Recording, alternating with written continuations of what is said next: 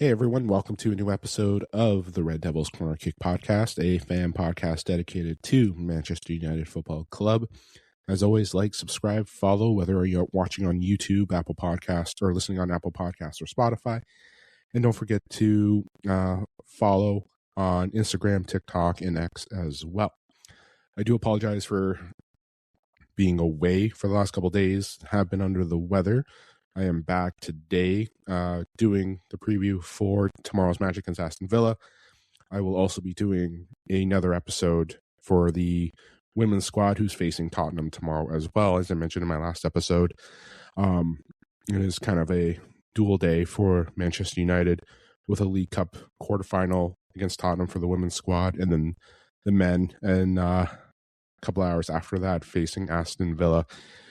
So yes, short episode for this, just the preview. I do apologize for sounding a little stuffed, but I will try to do my best with the recording.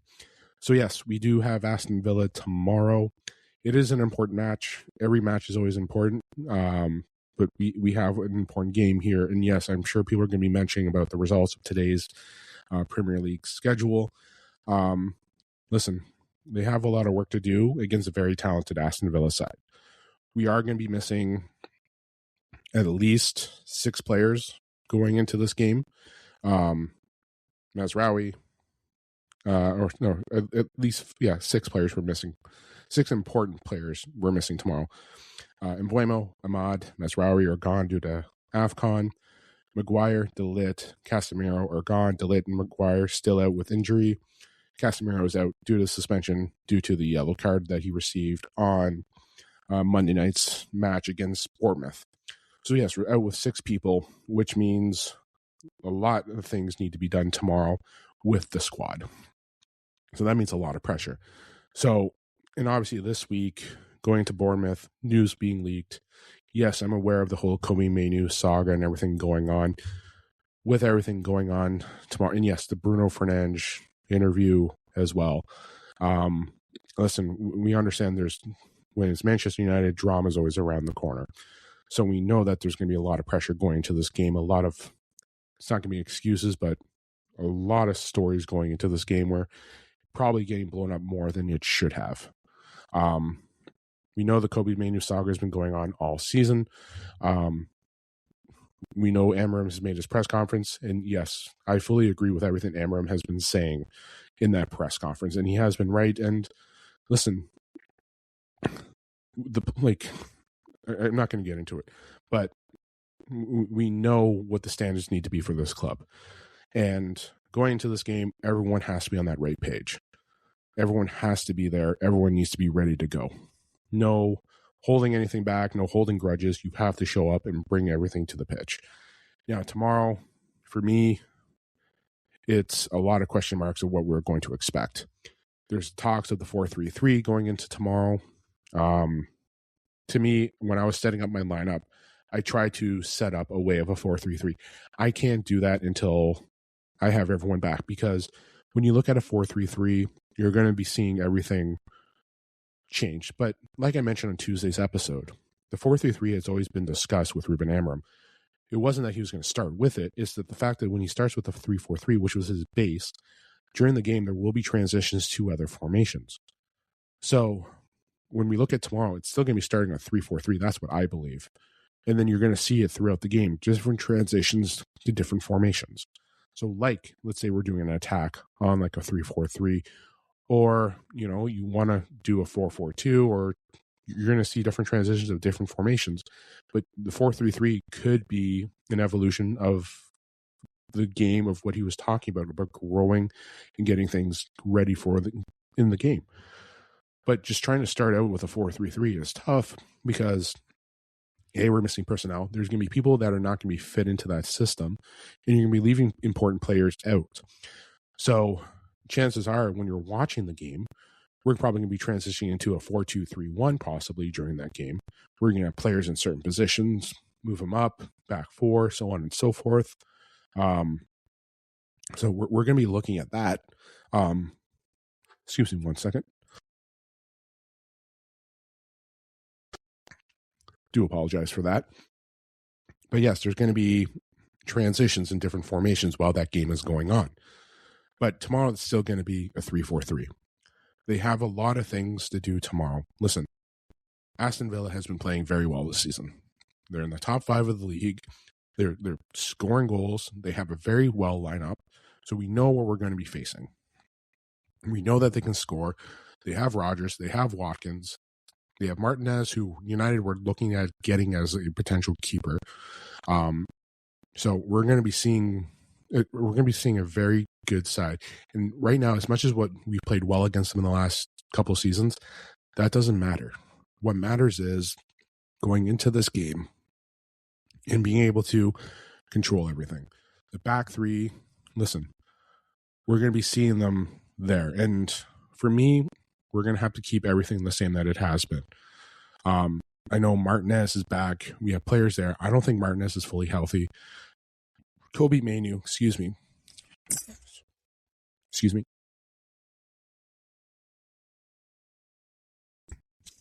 My apologies, guys. Kobe Manu, hopefully, it should be starting tomorrow. I don't think Martinez is ready there yet. He'll be in a rotational. I think Aiden Heaven still remains that spot. Heaven has played well. The midfield has to be stronger. Ruben Amorim does have a lot of tasks for tomorrow. So we're going to be seeing probably Youth, Fletcher, I know Lacey, Fredrickson will probably be in the lineup tomorrow.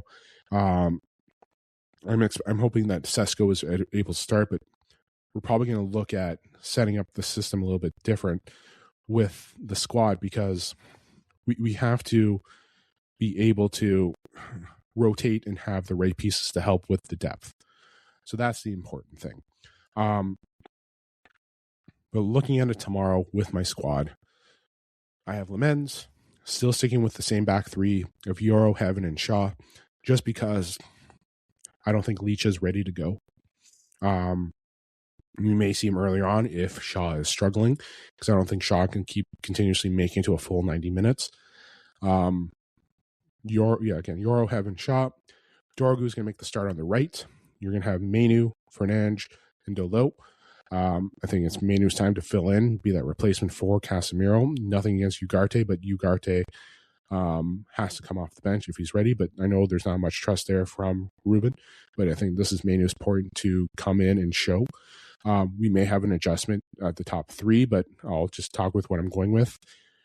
Obviously, Mbeumo's gone, but Mount, Cunha, those two have been working well together. It's been consistent, but having those two there, and Sesko gets to start.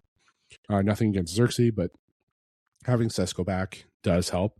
And having him last week come on, he did look well. Contributed to that Cunha goal. Obviously, the pass didn't get to him directly, but him leading that and getting that contribution in a way to help Cunha get that goal and get that for us to take the lead at the time. We know what the end result was. But having that there is important, to say the least. But yeah, like it could go any other way, but I don't think Ugarte will be there in the starting lineup. I think it has to be with Manu and Fernandes, Mount and Cunha. And yeah, that's what I think the best lineup is. I don't think you can do a back four with this lineup. You could do a transition with, like, let's say, it would even be tough to try and do a 3-4. Like when you're trying to think of a 3-4-3, how would you play it? Because you would need someone to be out on the wing, who would be your attacker, even if you try to do that tomorrow. Even when you look at it here in a 3-4-3 or a 4-3-3, sorry, but like your back four would be who? And then you're thinking about if Leach is ready to go, if he's game fit. The 4-3-3 wouldn't work right now if you bring back those players and then start implementing it as a rotational in-game, not as a starting piece. Because again, Amorim said the 3-4-3 is always going to be there, but transitioning to other formations in the game will come as the team gets more familiar with the system that he's trying to implement. So yes, the talk of 4-3-3 was there, but the talk was always going to be there. He's mentioned it in other press conferences back when everyone was throwing fits about the 4-3-3. No, the talk was always going to be eventually coming to it. It is just implementing it in a way when they're looking at the game. So let's just Let things develop the way they're supposed to be, and we'll wait and see. Again, we can talk about Manu. We can talk about like everything that's going on with that, the Bruno Fernandes. But tomorrow, we have to come out with a win. It is like I'm always going for the win. I'm always hoping for it. I'm always looking at the positive. But tomorrow has to be a focus on beating Villa, taking the points, moving up. This is a perfect game to show up and show that you're still willing to fight. We're down 6 players. It's the next man up mentality. That's what it's got to be. Next man up mentality against Aston Villa. Can our squad show up and be that next man? Manu, everyone's going to get Manu. He's going to be there. Despite all the news about January, the loan, going somewhere else, not being happy. Says he's willing to stay and fight. Like, there's more reports out there than anything. Like, and there's never an accurate story, especially when it comes to football. Never an accurate story. One day he's leaving, next day it's a permanent leave. One day he's going to just go and come back. One, he's just going to try and go so he can outlast the manager. Now there's another report that I saw that if we're short or that he needs to stay, he's willing to stay and fight now. There's, yes. But we will see. We will see how it goes. But again, players are going to get their opportunities. Players are going to be stepping up. So, like, listen, having Licha back is great, but having Licha come off the bench right now is key. Having him build up that tempo. Because, again, he came back from a serious knee injury. We have to make sure that he's good to go. So maybe we're going to see more minutes in the second half. Dorgu, having him get this opportunity, that is key. Him being able to operate on the right side is key as well. So having him step up while Ahmad is gone. Having him work with either Mount or Cunha on the right is important. It may just be Cunha on the right, Delo on the left. Or not, sorry. Cunha on the right, Mount on the left. That way Cunha and Delo, or Mount and Delo, continue to work well. And then you have Cunha and Dorgu together as well. So they all have to be there. Everyone has to be smart with the plays. Everyone has to work in transition. Everyone has to pick up their man. Consistency, discipline, finish. I preach this every episode. That's the main important thing. We are facing a very talented Aston Villa team. They have depth. They have a team that can play. So right now we are in struggle. We're missing players. We have everything. Like, I'm not making excuses, but obviously this week everything's being blown up. And today's the game where they have to basically silence all the critics. But today, to me, it's not about what's been happening this week.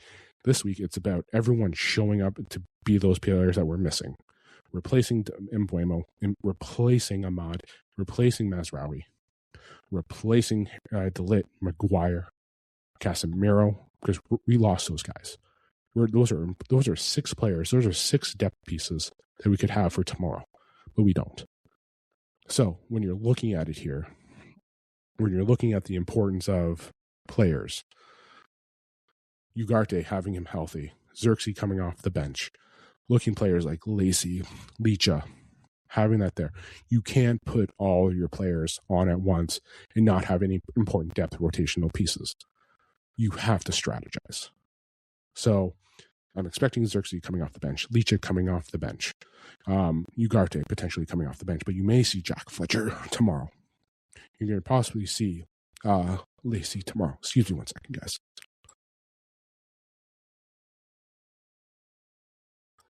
I really do apologize, guys, for the interruptions and everything. That's, yeah. But yes, we are going to see. We may see academy players debut tomorrow. We may. But the important thing is the depth and making sure that we have the right pieces.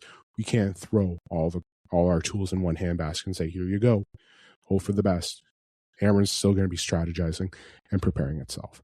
So again, my lineup, as I stated before, Lemens, Yoro, Heaven, Shaw, Dorgu, Manu, Fernandes, Delo, Mount, Sesko, Cunha. That is going to be your starting lineup for tomorrow. But yes, take a look at that. But yeah, I'll do my post game after, if I'm able to. If I'm struggling, I'll try to do my best. If not, you will see my ratings and everything as well. I'll try to do a feedback or a post on what I think my in-game analysis were. But yes, tune into the game tomorrow. I'll do my post game. Also, I'll be doing another episode if I can. I will be working on trying to get another episode out for the women's squad preview against Tottenham. So please tune into that as well. But yes, post game will come tomorrow. United have to step up, next man up mentality. Everyone has to be there, focus. Again, consistency, discipline, finish as well. So enjoy the game tomorrow. Enjoy the rest of your Saturday. I will talk to you guys after the match. Again, like, subscribe, follow, whether on YouTube, Apple Podcasts, or Spotify, and also on social media, TikTok, X, and Instagram as well. This is the Red Devils Corner Kick Podcast. Glory, glory, Man United.